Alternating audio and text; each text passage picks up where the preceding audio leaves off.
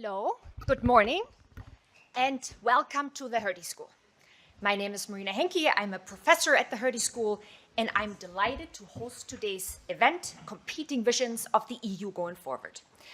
The event is funded by the DAAD and is a co-production of the Kissinger Center of SAIS Johns Hopkins, and I'm delighted to have Frank Gavin here in the room, who's the director of the Kissinger Center at SAIS Johns Hopkins, and the Hertie Center for International Security. I think there can be no doubt that the EU has reached a critical inflection point. The EU was unprepared for Russia's assault on Ukraine. Without the help and support of NATO, and of course, most importantly, the United States, the EU on its own would not have been capable of helping Ukraine defend itself. And the effects of 6 months of missing US aid can be currently seen on the Ukrainian battlefield. Ever since February 24, 2022, EU member states have, of course, started to rethink Europe's future and the role of security and defense within it. Nevertheless, these discussions are not easy discussions to have. They touch upon the very identity and foundations of the European Union. What is the European Union? What is it supposed to do for its member states, for Europe, for the world? What resources can and will it mobilize to shape the global environment? In my opinion, the process of finding answers to these questions has the potential to tear the European Union apart, but equally to revive the European project and start afresh. Today, we will discuss a variety of visions of the European Union going forward, and we have a truly phenomenal lineup of panelists who will provide us with food for thought. In alphabetical order, we have Benedetta Berti, Head of Policy Planning in the Office of the Secretary General of NATO in Brussels. And I can think of no better person to highlight how NATO and the European Union can cooperate to manage Europe's future together. We have Charles Landow. He's a senior research associate and manager at the Belfer Center at Harvard, an expert on transatlantic relations. And today, with the verdict on Trump coming in, I think we all woke up to it. He has, I'm sure, very interesting things to say. We have Thu Nguyen, deputy director of the Jacques Delors Centre at the Hertie School and a member of the Franco-German expert group on EU institutional reform. So from a Franco-German perspective, I can also think of no one better to fill us in on what Germany and France are thinking. Unfortunately, Sylvie Goulart, who was also on the program, had to cancel due to illness last minute. So all our esteemed panelists will, for roughly 5 minutes, outline their visions of Europe going forward. Then I will ask them some questions, and we will open up for Q&A. But before I hand over to them, I first would like to take a poll in the audience. And I'd like to know what you think will happen to the European Union. So the question is, in 10 years' time, do you think the European Union will be stronger than today and have a truly functioning security arm, maybe even including a European army? Who thinks that this is a possibility? Please raise your hand.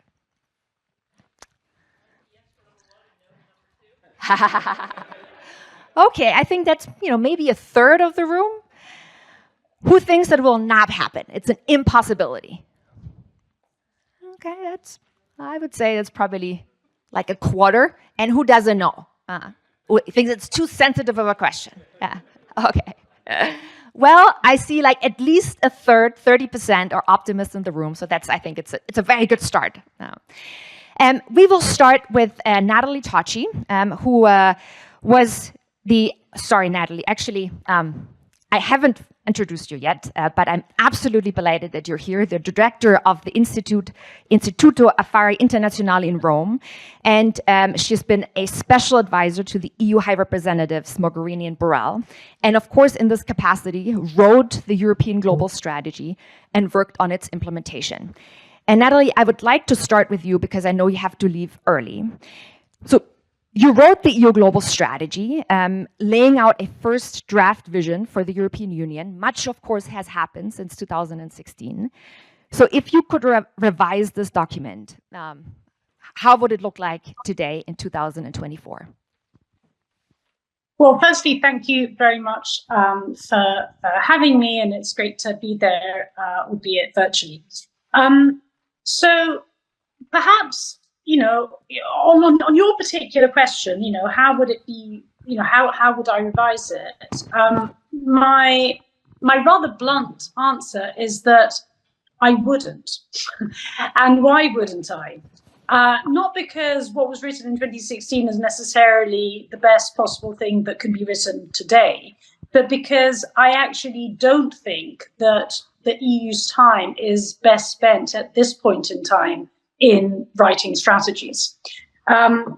This is really a time for action, and in many respects, a strategy for the European Union, which of course is different from a state, is in many respects an identity building process. It is something that the EU can afford to do in that particular way, i.e. by working on documents when things are, I wouldn't say stable because they're never stable. I mean, they certainly weren't in 2014, 2015, 2016 when that particular piece of work was being carried out. But they were far more stable than they are today.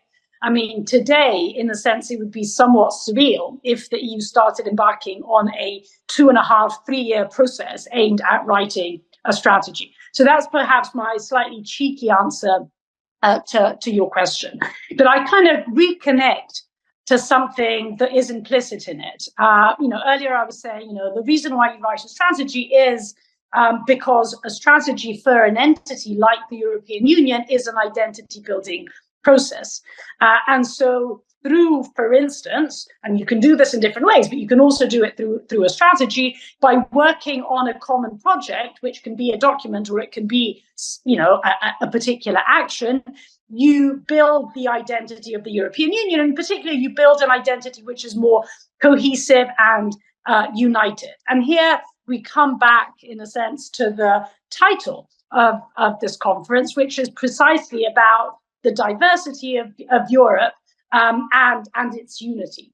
And I wanted to sort of pick on this question and, and sort of also embed it back into, in a sense, a much narrower, but perhaps more relevant for the European foreign policy question, which is, if you ask, we could do another poll here. If you asked participants in the room, which is the main problem that prevents the EU from having a foreign policy?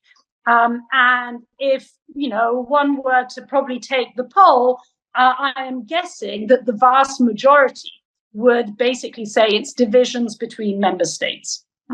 So divisions between member states as, in a sense, the condition that prevents Europe from having a cohesive action, prevents it from having an effective foreign policy, and which is, something like things like a strategy try and aim to bridge over.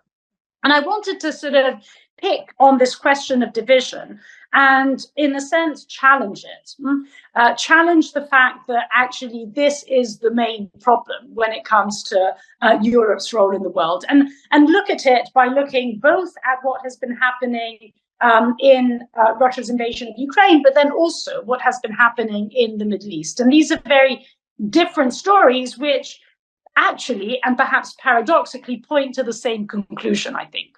So I think in the case of Ukraine, actually, one could tell a fairly upbeat, if you're looking at it from the inside out, right? So if you're looking at it from the perspective of Europe outwards, and therefore a European foreign policy, you could say, well, we're doing pretty well here. I mean, obviously the war's not going very well, but that's a different, in a sense, conversation. But we're doing pretty well in the sense that actually, if we had taken another poll, sort of 2 years ago, and we would have asked, people in the room, would you, do you think that the European Union will remain united 2 and almost a half years on from Russia's large-scale invasion of Ukraine? Very likely that the answer would have been, no, we will divide. I remember sort of debates back in the summer of 2022, when it was all about how, you see the divisions, there's the peace camp and there's a justice camp, and those divisions are going to play out. And I think it is fair to say that if you're looking at it from different angles, you can basically say that actually that unity has prevailed. Whether you're looking at it through the angle of sanctions, the 14, well, by now, 13 going on to 14 packages of sanctions, whether you're looking at it through the angle of enlargement, moving forward on the enlargement process, not only vis-a-vis Ukraine and Moldova, well, Georgia obviously now has become a different basket case of its own, but also moving forward with the Western Balkans, whether you're looking at it through the angle of energy, through the angle of hosting refugees, whatever angle you're looking at it in the multiple dimensions of Russia's invasion of Ukraine and Europe's approach to it, you basically say, unity here has prevailed. Now, yes, of course, unity at times has a price, or perhaps I should more accurately say a bribe, right? I mean, it is clear that in order to ensure that unity, one particular member state, and of course that's Hungary, has repeatedly had to be bribed in different shapes and forms. And I think it is also fair to say that trying to construct that unity has often meant acting too little and too late, right? And of course, this is part of the reason, or a large part of the reason, why the war in Ukraine is not going as well as it probably could have done. However, if you stick to the question of unity, you could basically say, well, hey, it may be that the EU has been slow and has done too little and too late, but hasn't the United States as well? So unity, obviously, there is not necessarily a problem, although obviously it is a problem if you're looking at it through the lens of Congress, but it is not something that is specific to the European Union, given its very nature. So actually, I think Ukraine really points in the direction of saying, yes, indeed, diversity or divisions are a problem, but actually they haven't been the main problem in this particular case in point. Then you sort of flip over onto the Middle East. And when you come to the Middle East, you basically sort of have a dramatically different picture. It is very clear that not only Europe is divided, but that its divisions are playing out as time goes on, are playing out in multiple areas. So we were initially only, quote unquote, divided as to whether we should be calling for a permanent ceasefire or not. Then we became also divided as to whether we should defund the UN refugee agency, UNRWA. Then we became divided on whether this was an appropriate moment to recognize the state of Palestine. Then on top of that, we became also divided on what our approach should be to the international tribunals, namely the International Court of Justice and the International Criminal Court. And then very finally, we have also become divided as to whether we should use the leverage that the EU has vis-a-vis Israel through the association agreement to eventually suspend benefits accorded to Israel under that agreement. So on the Middle East, we are literally divided on each and every matter that emerges as the weeks and months of this war goes on. And I think it's also fair to say that if you look at Europe's approach to the Middle East, it has been an unmitigated disaster, right? You will not find anyone, whereas, as I said, in the case of Ukraine, you can say, well, we haven't been all that bad after all, certainly not necessarily worse than others. But when it comes to the Middle East, probably, whether you ask anyone inside Europe or and certainly if you ask anyone outside Europe, it is fairly clear that it has been a disaster all round. However, and this is the point that I would like to end on, has that disaster in the Middle East actually been a product of division? I would argue not. I would argue that the reason why the EU's role has been such an unmitigated disaster has been because of the approach that we have taken on many of these questions. And so, sort of, and I realize I've spoken too much, so I'll just stop here and perhaps we can take it up later.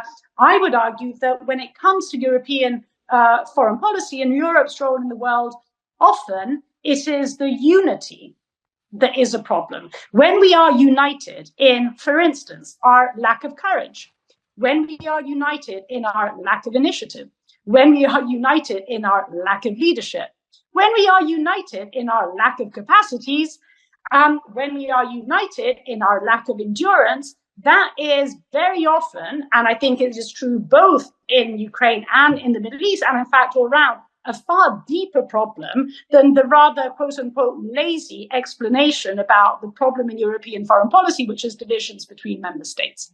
Thank you. Thank you so much, Natalie.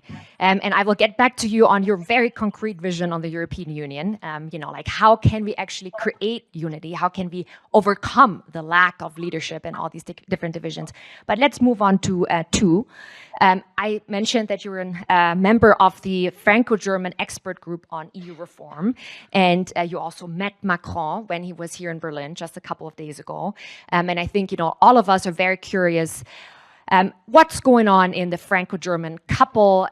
What's the joint vision that is being developed? Because I think, on both sides, the German and the French side, there is a realization it cannot go on as it has been going on for the last years and months and even decades. So what's actually on the table? What are you discussing? Thank you.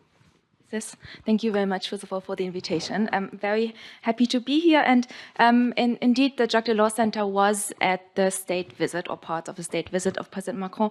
In Berlin, we were at the Democracy Festival, where we had the chance to meet both presidents and briefly exchange on our work on the EU, together with a few students. I think when it comes to Franco-German cooperation, at the moment, we are all reading, hearing, seeing the news on how the motor is stuttering and struggling a bit.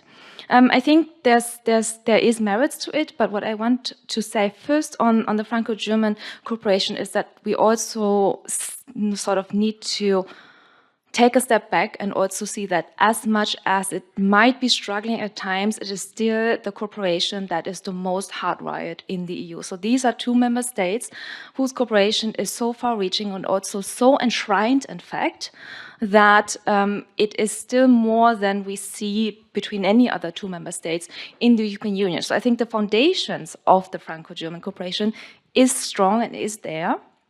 That doesn't mean that it is always working as well as we would like it to. And I think currently we're seeing several reasons as to why there might be some stuttering or few issues. And one is domestic reasons. So, of course, we have two countries, two leaders that are in somewhat difficult times in their own countries, and they're also very inward-looking.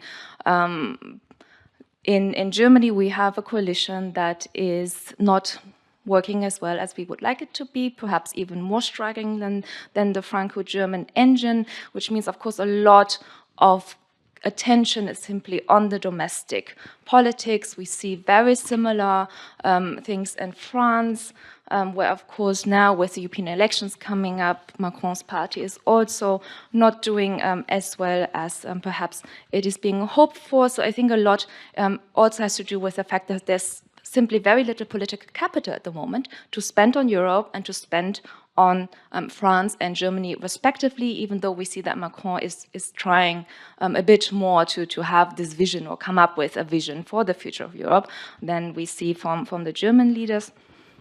Then, of course, it's difficult topics at the moment. It's energy, it's fiscal questions, it's enlargement, it's war. So it's also, of course, a time where the topics that are on the table, that are being discussed, are very uncomfortable and where positions simply differ.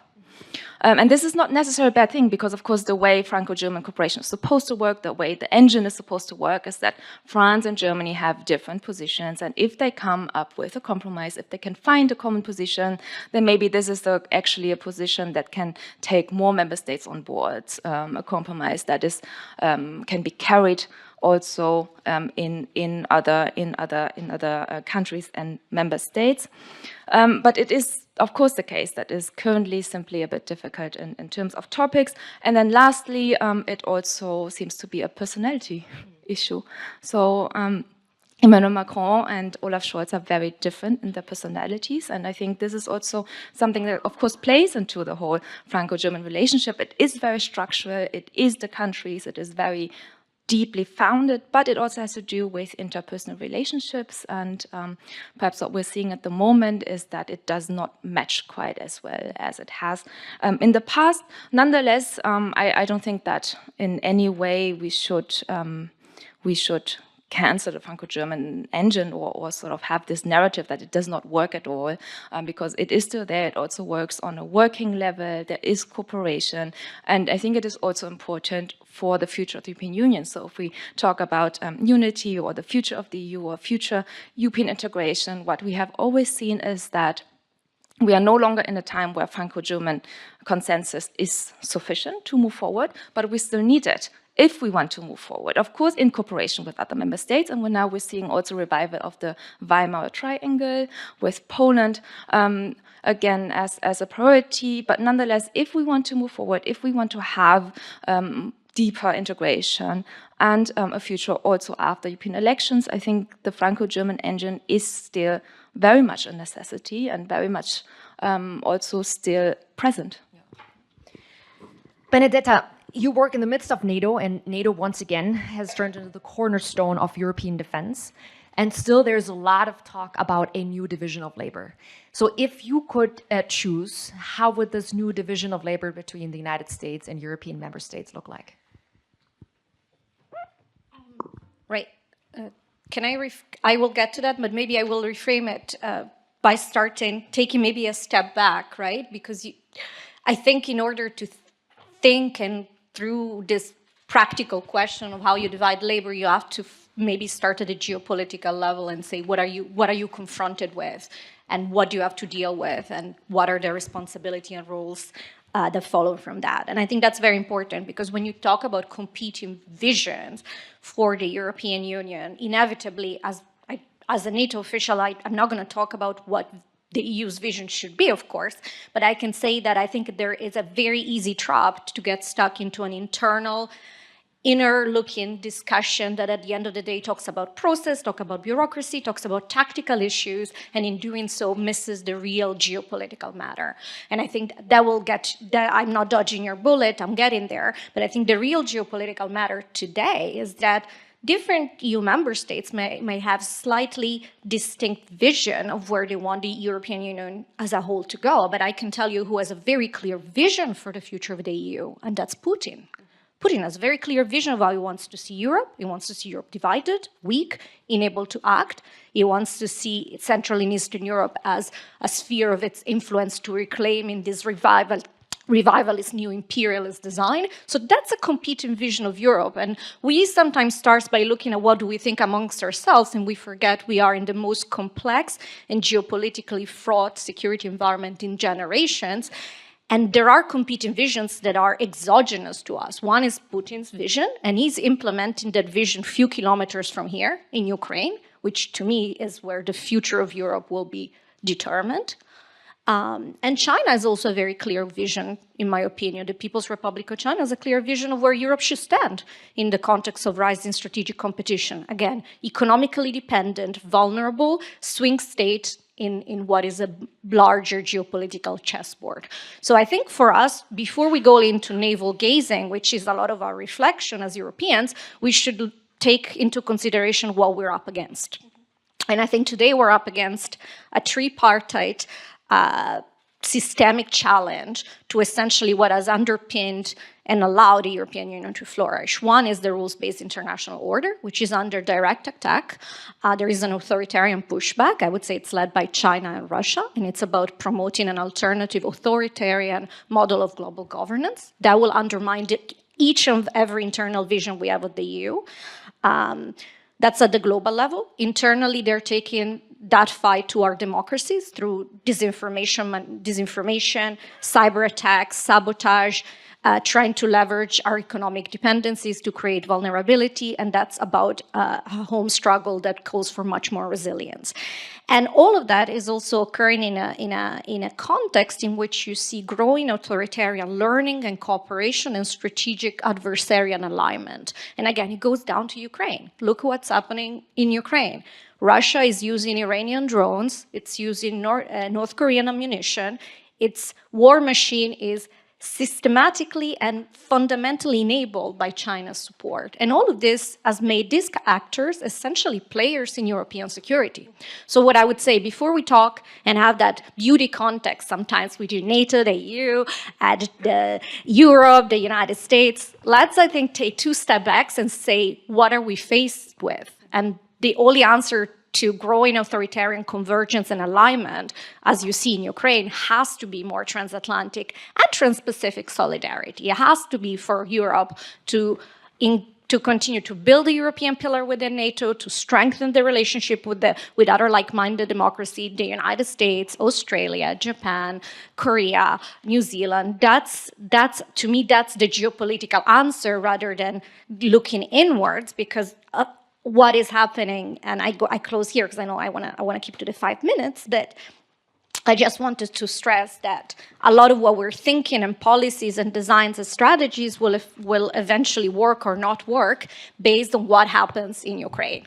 A Ukraine that prevails as a sovereign, independent, democratic country. That's a contingency where we can talk about increased prosperity, rebuilding this European security architecture that has essentially been eroded from within because of Russia's behavior over the last decades. And that's a space in which can have competing democratic visions of the EU. Conversely, a situation in which Ukraine does not prevail as a sovereign independent country, in which Putin's war of aggression is rewarded, I think a lot of this conversation will be meaningless, because we'll be in a completely different situation, one in which our authoritarian adversaries and competitors from Beijing to Moscow to Tehran will have a field day. So a lot of this is essential, but a lot of this doesn't happen. A lot of the discussion about European reform, EU reform, Franco-German relations, all very, very essential. But none of that is going to matter unless we win this war. And none of it is going to matter until we keep our solidarity and recognizing that despite all our differences, and I'm sure someone will ask about Trump, so let's talk about it when someone asks, but let's keep the bigger picture in mind, which is that there are countries that have a real competitive vision for Europe, and those are Russia and China, and they are implementing it as we speak. Okay, I will also get back to you on your concrete vision, because I also want, that you're absolutely right. I think all of you are, of course, right. But I think we also should get a little bit more concrete and depict a goal, an end state of where we actually want to go in the European Union. Victor, but what comes after, even if this is achieved? But Charlie, you can present better than none a US perspective. I think a lot of us today feel happy and optimistic. Trump maybe goes behind bars, but, of course, on the other side of the Atlantic, some folks might interpret this conviction in a very different way. So please enlighten us on what do, the different societal actors, field parties in the United States think about the EU, and how can transatlantic relations, be kind of put on a foundation that is durable and not flimsy, as it seems right now. Thank you. Thank you, Marina, for inviting me. It's an honor to share the stage and the virtual stage. Thank you to the team at the Hertie School, Frank Gavin and others at Hopkins for pulling together what's been a fantastic few days here at the school. The clear lesson from the news that we've seen about Donald Trump is that if you're going to make a hush money payment to someone, you need to make sure your business records are accurate. Otherwise, you'll get in trouble. So it's still, I think, in my view, basically a 50-50 election. I was doing some reading in preparation for this, and I read a piece that Natalie wrote in Foreign Affairs in February with co-authors talking compellingly about how Europe needs to prepare for the possibility of a Trump victory. And Steve Sabo, who's here, had a piece following up on that saying, yeah, but you also got to prepare for the possibility of a Biden victory. And both of those things are true. And so they're very different people, and I'd like to talk for a minute about the directions and tone I think that both of them might pursue. But I do think there's a point to be made that, as Benedetta has pointed out, there's features of the geopolitical environment.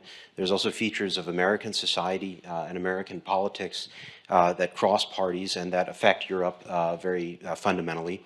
And so there's not, nirvana with one election outcome and disaster with the other. Now, that said, of course, they're not the same person. I think with President Biden, and if he were to win, we would see someone who values stability in the international environment. He values alliances. He's an old school transatlanticist. Everyone knows this. He was in the Senate for 346 years. He was a big foreign policy hand. He, operates in a fashion, I think, that fundamentally departs from the premise that the United States is stronger when we act with others in the world. NATO is at the heart of that, but we see it elsewhere too, including in the Indo-Pacific. We see it with AUKUS, US, UK, and Australian defense and industrial cooperation. We see it with the Quad, US, India, Japan, Australia. We see it with trilateral efforts like with the US, Japan, and South Korea, trying to knit together two American allies with a very difficult history between themselves. So that's his fundamental premise, and I think that in some ways makes the relationship with Europe much more comfortable, much friendlier. It's based on decades of common values and common action. With Trump, we obviously would see something quite different, as we did the last time. It's often said that Trump is unpredictable, and I think in some ways that's true. But I do think you can look back at certain statements that he made, even in his business career, that expressed protectionism and hostility to immigrants and diversity, and these things have animated him, I think, for a long time. And so it's possible to sort of discern some common threads. There's a piece in Foreign Affairs, which I would commend to everyone, by Hal Brands this week, a great scholar from Johns Hopkins, who wrote about the America First world and what he thinks a world order under a second Trump administration might look like. And he makes the case, which I think is right, that Trump is not an isolationist. He would continue to engage in the world, sometimes very strongly, if he believes that core American interests are threatened. But this would be a highly transactional approach. And so what Hal Brands argues, which I think is quite interesting, is that under Trump, you might see the United States adopt a vision of U.S. interests that is more quote-unquote normal. It's narrower. It's not the type of vision for American interests that is expansive, that has underpinned American activity over the past 80 years or so.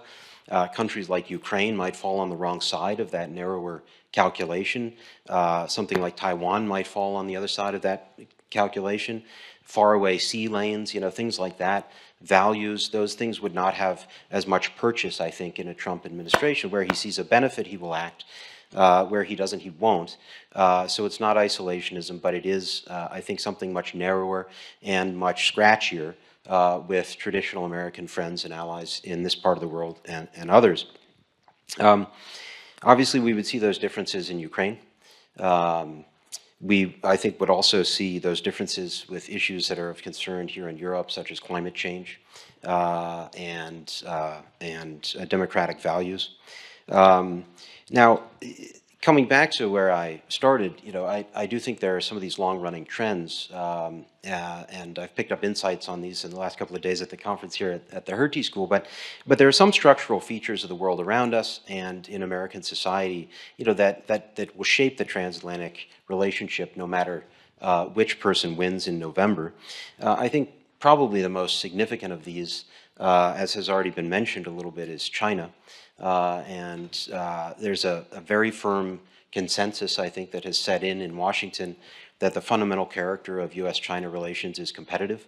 There are certainly differences, I think, in how the two administrations and how different members of Congress would pursue that relationship within that framework.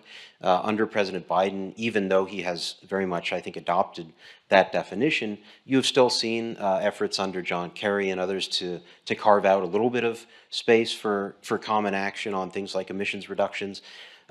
You've seen efforts to try to bring the relationship back from the nadir after the balloon flight over the United States and things like that, so to at least have lines of communication more open. I think that it's not a monolithic relationship by any means, very complex across a lot of areas. But either way, again, I think that the United States is going to view China as the pacing challenge, as the Department of Defense has phrased it, and the transatlantic relationship is not removed from that; it's very much part of that. And when we see things like the Inflation Reduction Act meant to encourage the production of clean energy goods and other things in the United States, we've seen some frictions with Europeans on that, and trying to potentially make European batteries and things like that part of what can receive tax incentives in the United States. Those things are animated fundamentally by this idea of competition with China, by the idea of having secure supply chains, not being dependent on the Chinese for things that we need for the clean energy economy and for defense. We see it around export controls. Very vigorous action by President Biden, very sophisticated and targeted action to try to keep goods that could have a dual use out of the hands of the Chinese. And it wasn't just Trump who was into tariffs. And so we've seen that too, which again stems from, I think, this very widespread consensus in the United States that Europeans will have to grapple with. And the final thing, we all know the 2% spending. That's not a perfect measure. I'm not here to say that 2% is the be-all, end-all.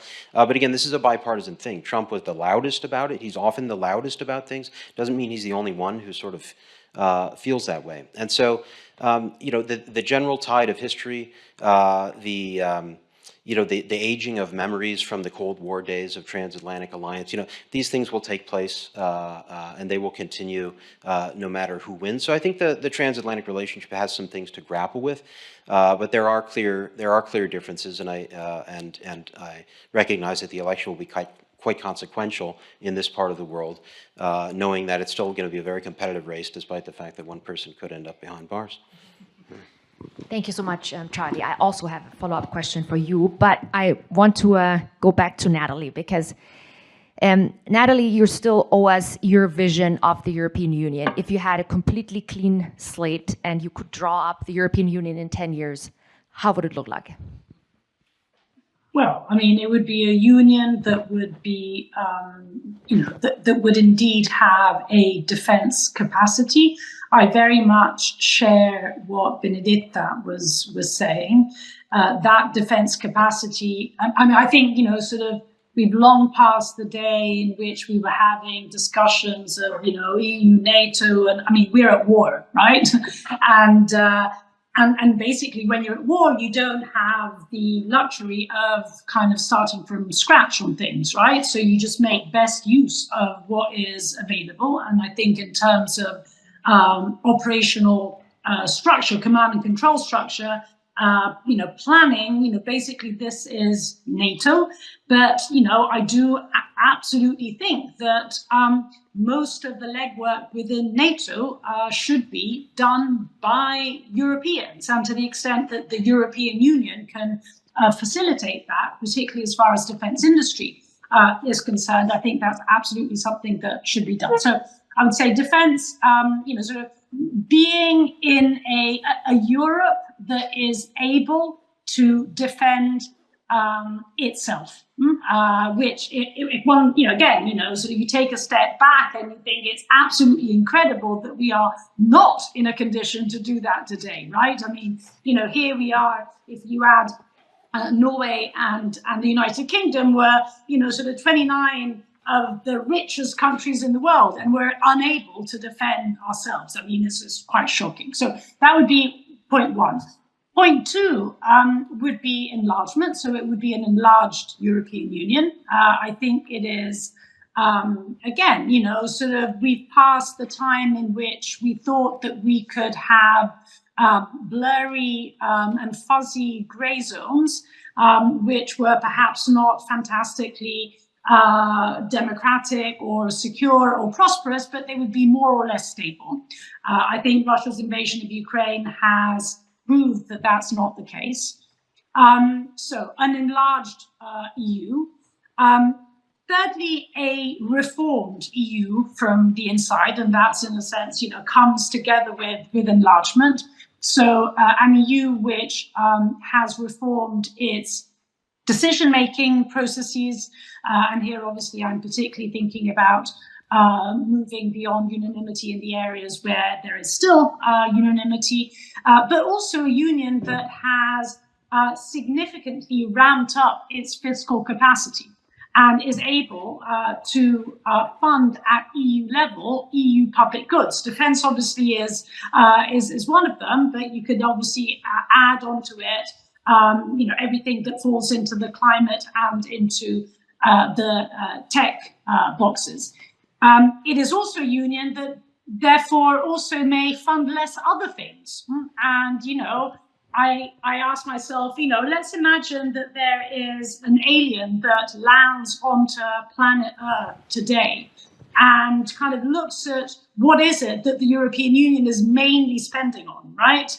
The fact that it is spending 40% of its budget on agriculture is not exactly the most intuitive thing in the world in the 21st century. Perhaps it was back in the 1960s. So, a fundamental rethink of basically how much the EU spends, but especially also on what the EU spends. And this kind of, is then connected to the climate story. So in a sense, it's a union that doesn't lose its way as it seems to be doing at the moment. It had got it right back in 2019.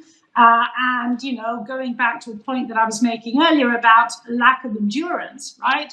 I mean, the fact that, hey, it is difficult, what did we think? Did we think that it was going to be some sort of walk in the park, moving to net zero? Of course it wasn't going to be. So it's a union that stays the course on its climate ambitions. And then very finally, it's a union that actually lives up and continues to live up to what its principles were.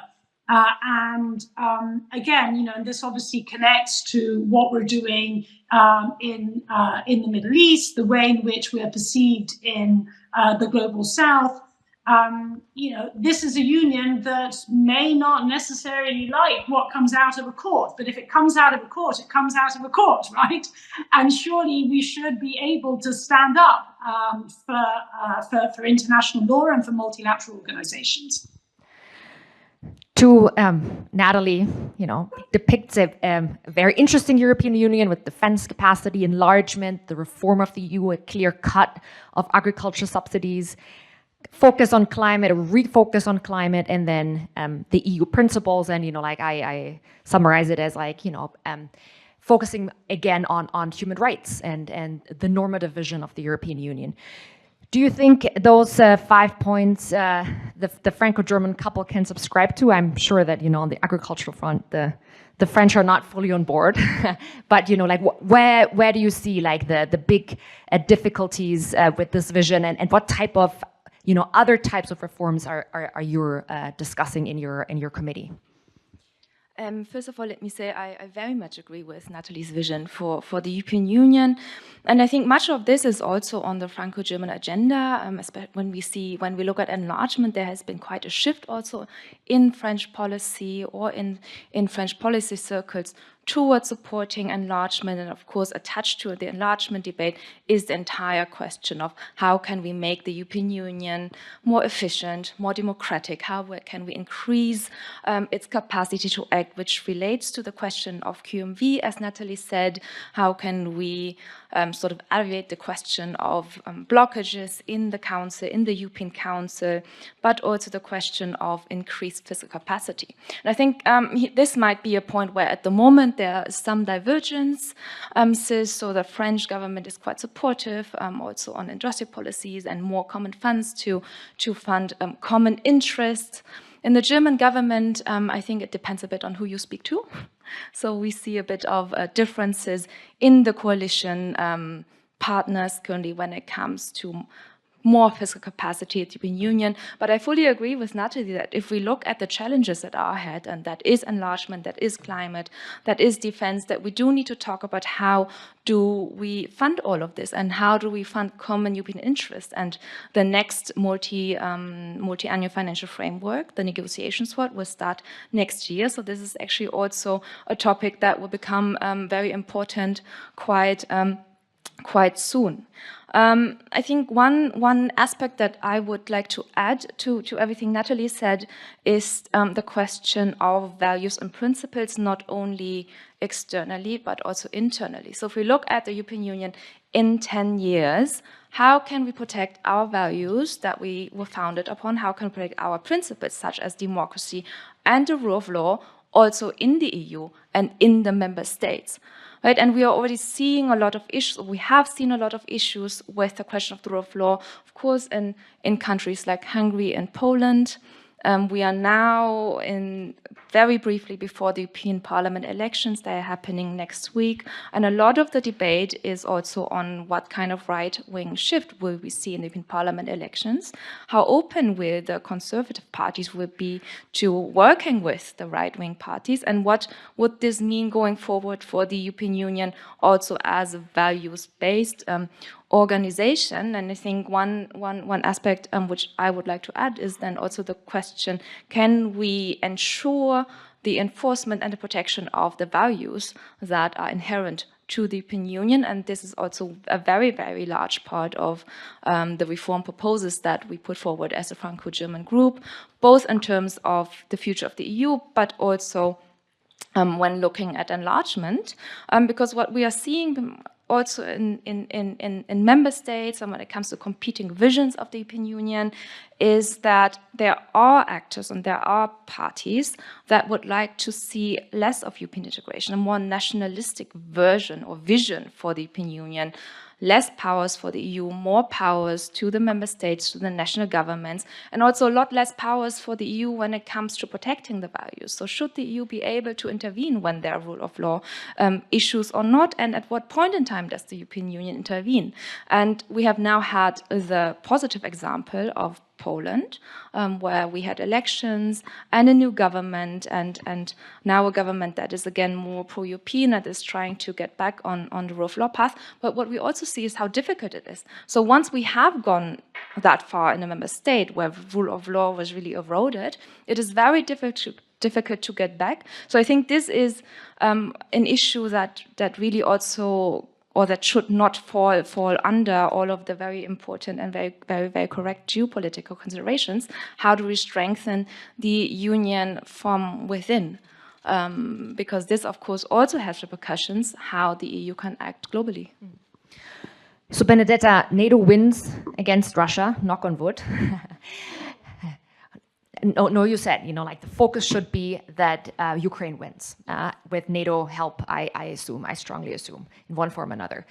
But then there is so much talk on this European pillar of NATO, right? There's a lot of talk. We were both at the London Defense Conference. There was also like hints of it, but I think a concrete vision of how this European pillar of NATO looks like is actually lacking. At least I have never seen like a concrete proposal. So you were in the midst of all these discussions, like how would you, like if you could design it, how would it look like? Right. Well, I would say we kind of have the criteria already. So we could just start by actually delivering on those. And let me spell that out.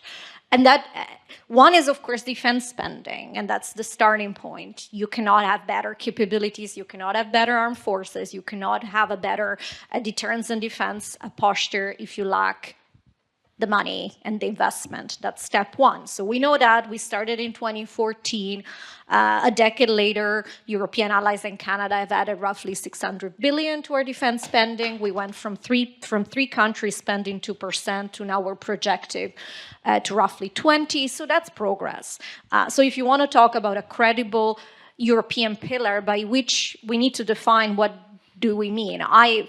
For me, European pillar means European allies within NATO are able to pull their weight in a credible way in implementing and executing the defense plans that they've already agreed to, and they deliver the capability targets that NATO requires for collective defense. So that's about spending.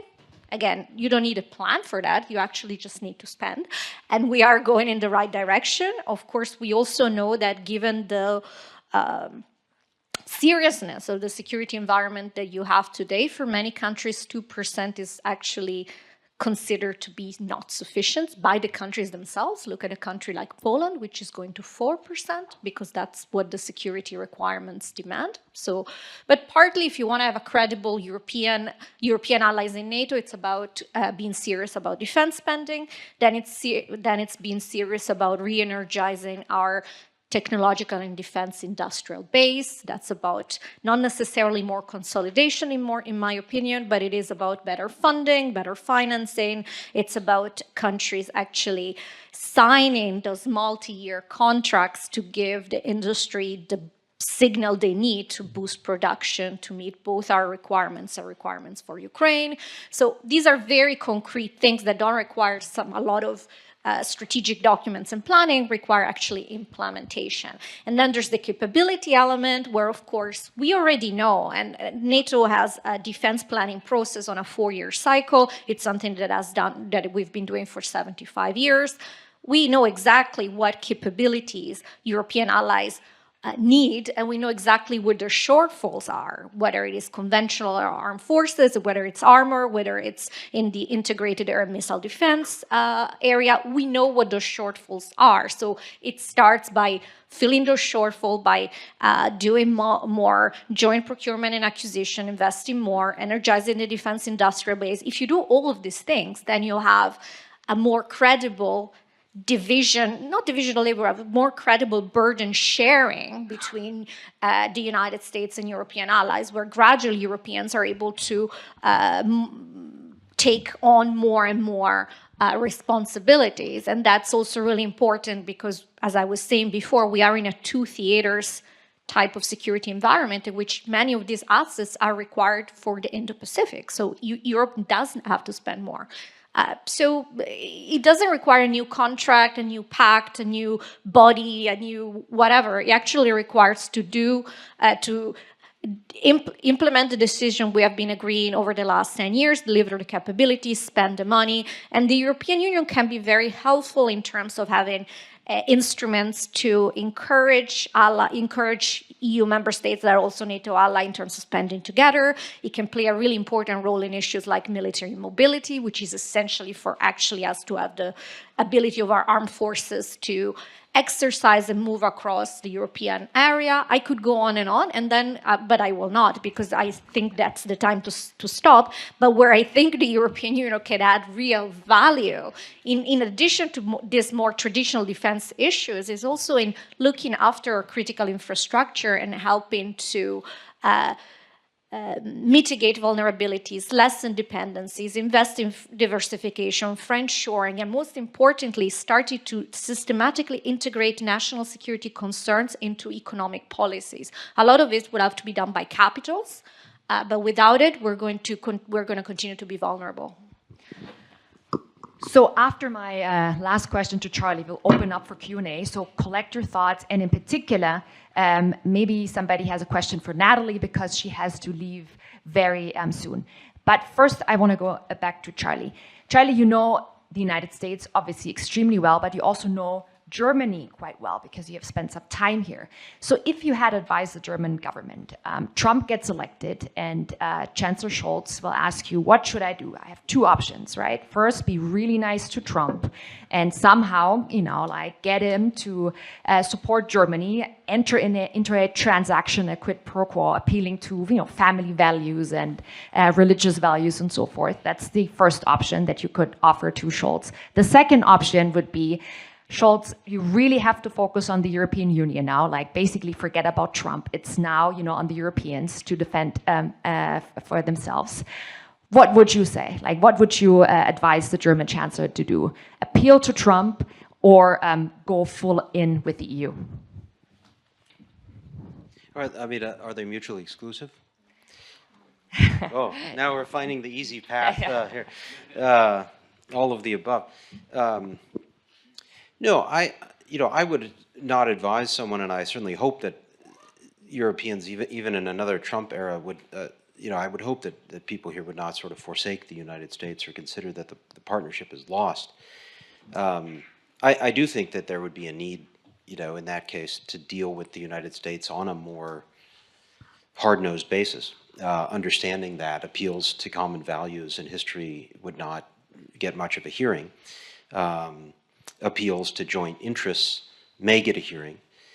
Probably the best basis for making appeals like that is to do things along the lines of what Benedetta and Natalie and Thu have been suggesting, which is to strengthen capabilities here in Europe, to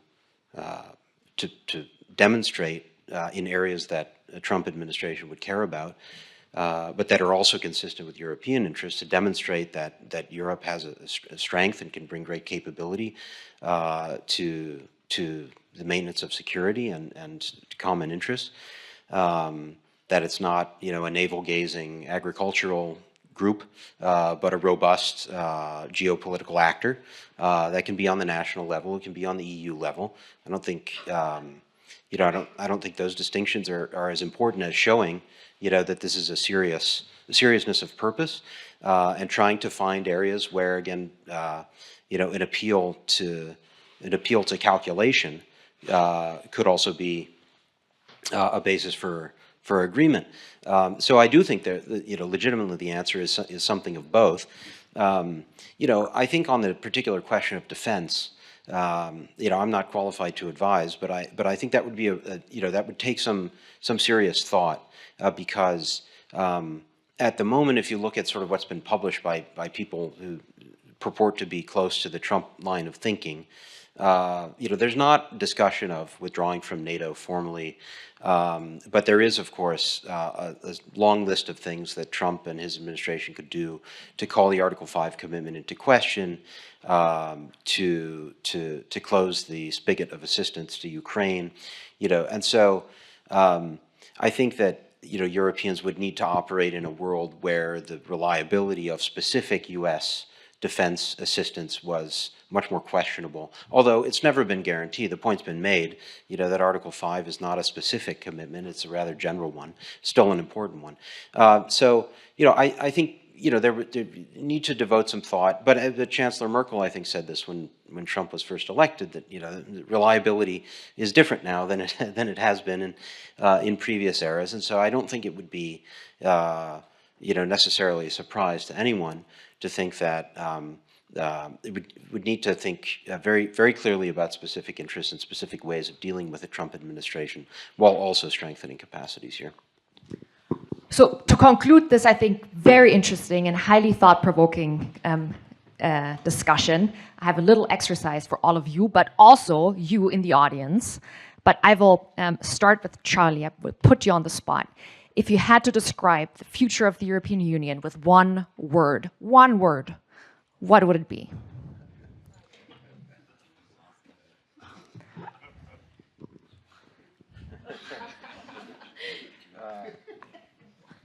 One word. I think it will be consequential. Benedetta? That was good. That was good.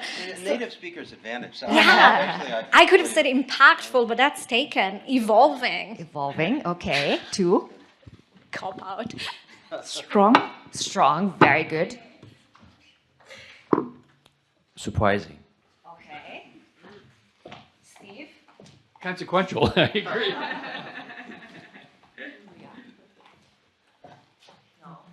Tillman, you get the final word. Huh. The future of the European Union. Fighting for reforms. Okay, very good. Well, with that, thank you so much, all panelists. Thanks for coming. I think lots more to discuss, but for future events.